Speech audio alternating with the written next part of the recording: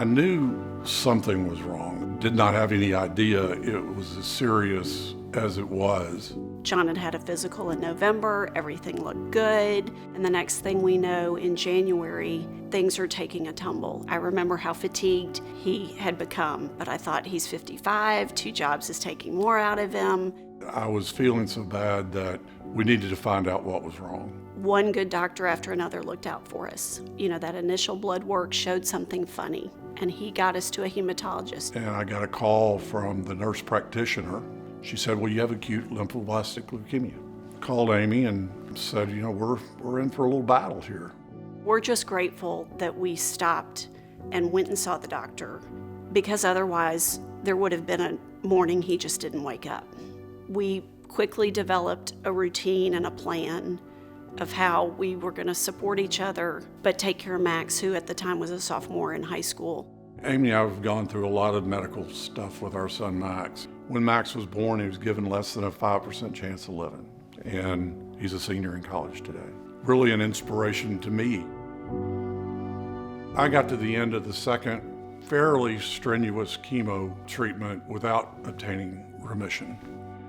We had a party where our close friends came together, really to celebrate life before we didn't have it. The morning of that party, we were called and told we were in remission and that I could get a bone marrow transplant. Without a transplant, John's odds of survival were 1%. I first learned about Be the Match through a packet in the mail. Got to speak with another caregiver, I got to hear from some other patients, but it made me completely sure we were not alone. I was in the hospital, and on one of my lowest days, when I was really wondering, is this worth it? There was a knock on my door, and it was Bill. I met John in 1988. John was a manager in the firm, and I was an intern. John and I have been friends ever since. To hear John has cancer, I was devastated. Bill surprised both of us by being the first person who came through the hospital door to see us. John and Amy were going through an incredibly tough time, one that I can't fathom. I just said, why don't I just load up and drive down to Maryland and see them? It gave me new hope. I remember the first time I met them, they wanted to know how they could help us. They are salt of the earth. They are just amazing to be around. One thing we decided as a couple when John was sick is that it was very important for us to give. We worked with Be the Match quite a bit, and for a long period of time to decide where we could make the most difference. The John and Amy Presley Patient Recovery Grant provides real dollars to our patients who need to overcome financial barriers because of their journey through transplant. They realize that they have a platform. They also have resources and a network that they can leverage, and why not?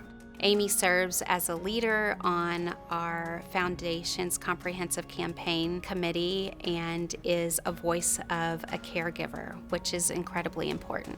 We were lucky. We lived in Richmond, Virginia. We had a transplant center there.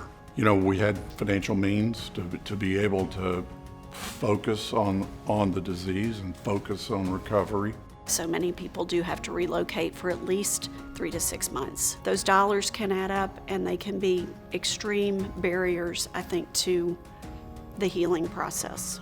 They have been absolutely relentless in reaching out to their friends and family. They didn't stop there. They reached out to their business contacts to ensure that they can help as many patients as they possibly can. So Bill and Amy Rhodes were kind enough to step up and be our first donors and completely surprised us by matching our initial investment in the fund. I'm inspired by their desire to help others like they've been helped. My donor, if he was sitting right here in front of me, I'd want to give him a big hug.